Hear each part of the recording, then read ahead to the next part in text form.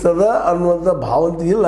But ಟೀಕೆಗಳು ಮಾತ್ರ ಬರ್ತಾ ಇದ್ದಾವೆ. ಆದಷ್ಟು ಇದರ ಪ್ರಭಾವ ಮುಂದಿನ ಚುನಾವಣೆಯಲ್ಲಿ ಆಗದೇ ಇರಲಿ ಅನ್ನೋದು ವಿರೋಧ ಪಕ್ಷಗಳ ಒಂದು ಅಂಬೋಣ.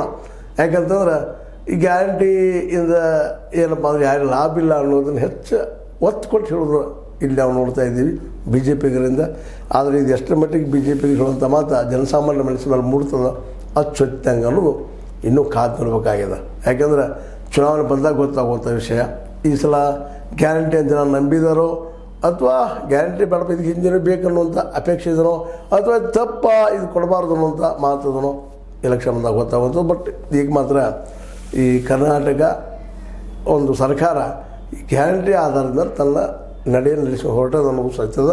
ಬಟ್ ಆಗಾಗ ಇಂಥ ಒಂದಿಷ್ಟು ಏನಪ್ಪ ಅಂದರೆ ವಿರೋಧದ ಮಾತು ಸ್ವಪಕ್ಷದಿಂದ ಬಂದಾಗ ಚರ್ಚೆಗಳಾಗ್ತಾ ಇರೋದು ಅಷ್ಟು ಸತ್ಯದ ಅಂತ. ರಮೇಶ್ ಜಿಗಜಿಣಗಿ ಅವರ ಈ ಒಂದು ಮಾತು ಇವತ್ತು ಭಾಳಷ್ಟು ಕಡೆ ಚರ್ಚೆ ಆಗ್ತದೆ.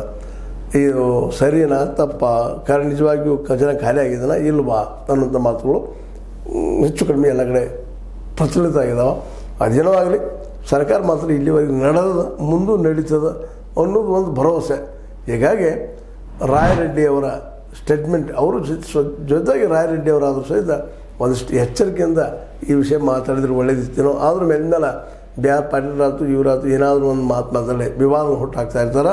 ವಿರೋಧಿಗಳಿಗೆ ಒಂದು ಸ್ವಲ್ಪ ಅವರ ಬಾಯಿಗೆ ಇವರು ಏನಪ್ಪ ಅಂತಂದ್ರೆ ಮಾತಾಡೋದಕ್ಕೊಂದು ಅವಕಾಶ ಮಾಡಿಕೊಡ್ತಾರೆ ಅಂತ ಹೇಳ್ತಾ, ಇದು ನಿಮಗೆ ಲೈಕ್ ಆಗಿರ್ಬೋದು. ಲೈಕ್ ಮಾಡಿ ಶೇರ್ ಮಾಡಿ ಕಮೆಂಟ್ ಮಾಡಿ ಜೊತೆ ಸಬ್ಸ್ಕ್ರೈಬ್ ನಿಲ್ಲಿಸಬೇಡ್ರಿ.